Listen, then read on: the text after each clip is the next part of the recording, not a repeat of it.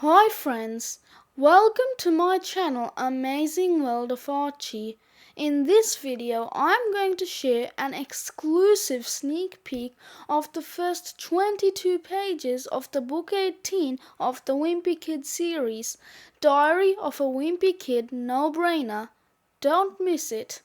Without further delay, let's begin. Diary of a Wimpy Kid No-Brainer by Jeff Kinney.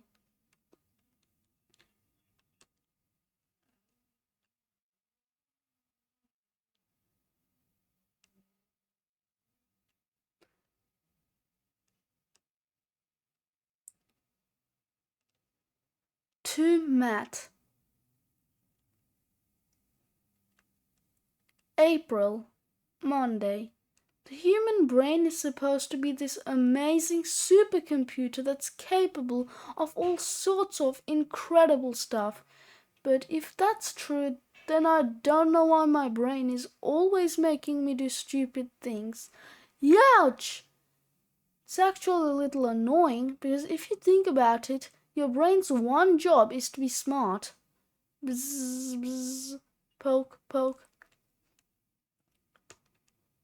I guess it's my own fault for filling my brain with things that aren't important, like video game cheat codes and theme songs to old TV shows, because now there's no room left for stuff that actually matters. The problem with the brain is that there's only a limited amount of room in there, so eventually you run out of storage. And the reason it's hard for old people to learn new things is because their brains are just full. It's called social media, and if you want to like something, you just press this little heart. That. One of these days, they're gonna figure out a way to add more memory, and when they do, I'm gonna buy myself the biggest booster pack I can afford. In the meantime, I'm trying to be real choosy about what I put in my brain, so when someone's telling me something I don't need to know, I just try and block it out. So then Mrs. O'Malley says she wasn't the one who called me a liar, so I asked her why she was talking to Mrs. Ferguson behind my back. La la la, I can't hear you. Munch, munch. When you're a kid, the thing that you use your brain for the most is school. And a lot of your brain power goes to memorizing useless stuff, like the names of vice presidents and the words to preschool songs. If you're happy and you know it and you really want to show it. One thing that's really inconvenient is that your brain is inside your head, so you have to take it everywhere you go. But if they ever figure out a way to deal with that issue, then school is gonna be a whole different thing. I think it would be great if your brain could be at school learning while you're off doing things you actually enjoy, like playing laser tag with your friends or hanging out at the arcade. Then you could pick up your brain at the end of the day and get all caught up. So what did you learn at school today? Nothing. For now, I guess we're stuck with the current situation where your body and your brain need to be in the same place.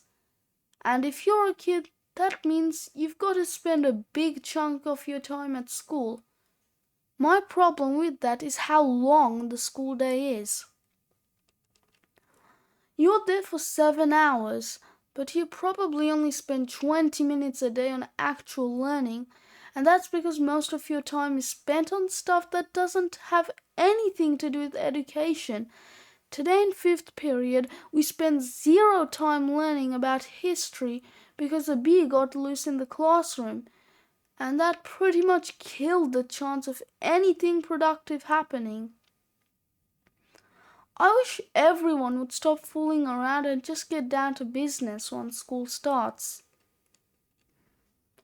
Because that way we could get the learning part over with and be out of there before lunchtime. But I think they like to stretch things out and keep you there for as long as possible. The whole reason school was invented in the first place is because back in olden times, kids were causing too many problems at home while their parents were at work. So they created this whole system with textbooks and lockers and algebra and physical education just to keep kids out of trouble for a few hours every day. You're in school from the time you're 4 until you're at least 18. And after you're done with your education, you have to get a job and work until you reach old age. So by the time you're through with all that, you're too tired to do anything fun. If they really wanted to, they could probably teach you everything you actually need to know by the time you're 5 or 6. But I guess parents don't want to have to compete with their kids for good paying jobs. Congrats, grads! So they teach you a little bit at a time so you don't get too smart too quick.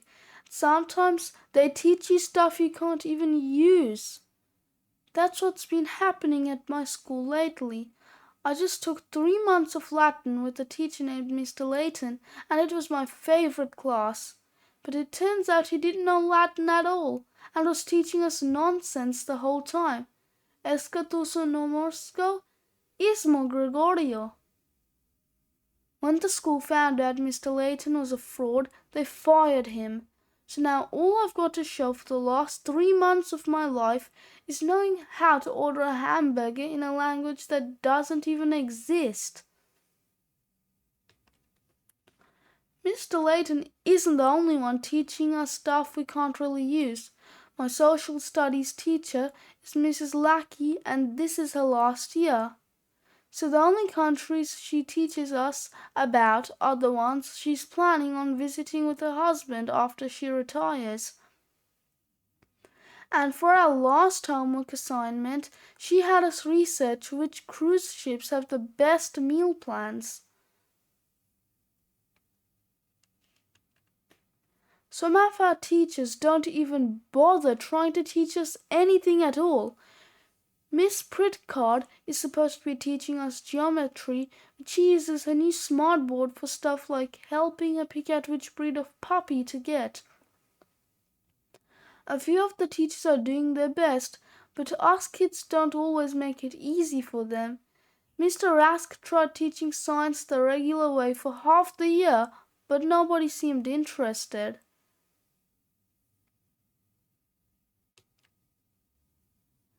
So he switched to teaching us about gross stuff, and even though it makes sense a lot more interesting, I don't think any of the information we're learning right now is going to help us get into a good college later on. The science behind farts.